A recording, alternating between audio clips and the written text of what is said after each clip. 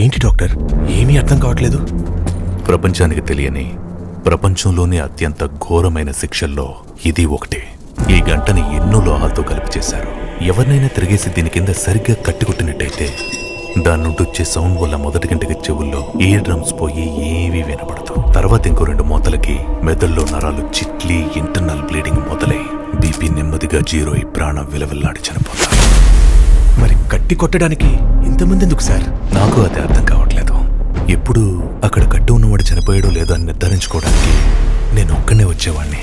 కానీ ఈసారి ఇంతమంది ఎందుకు వచ్చారో నాకు కూడా అర్థం కావట్లేదు. తెలుసు కదా, తేడాలు వస్తే ప్రాణాలు పోతాయి. ఫోటోలన్నీ సరిగ్గా రావాలి. 1కి 10 సార్లు జాగ్రత్తగా చూసుకో. ఆ పనులు ఉన్నాను సార్, నాకు వదిలేండి.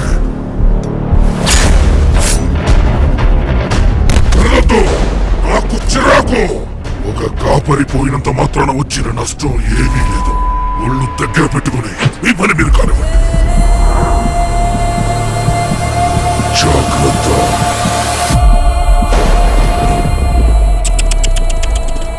కాబోలో ఎందుకు? మన బాస్ మరి కాసేపు చచ్చిపోతున్నాడు. ఈ ముగింపే ఆయన ఓటమి.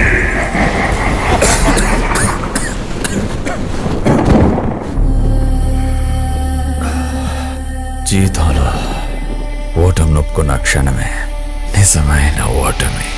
రే, నన్ను చూస్తే ఒప్పుకునే వాళ్ళ కనిపిస్తున్నాను అంటావా?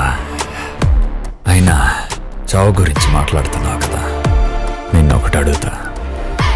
అసలు చావు అంటే ఏంటి?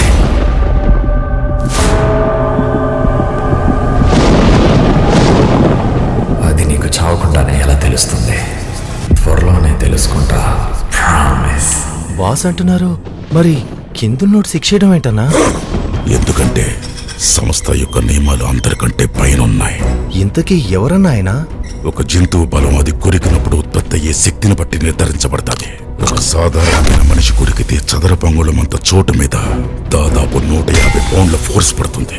అదే ఒక పెద్ద సింహం కొరికితే దాదాపు 650 పౌండ్ల ఫోర్స్ పడతాది.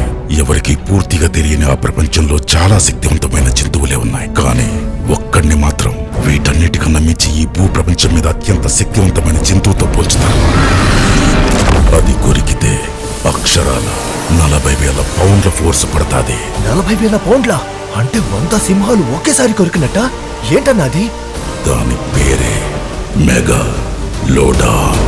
మెగాలో డాన్ అంటే పెద్ద పెద్దోళ్ళు డాన్ అన్నా? పోనీ అలాగే అనుకో. ఈ కథ రాక్షసులతో నిండిన సముద్రాన్ని కుదిపేసి రాజైన మనిషిది. అతని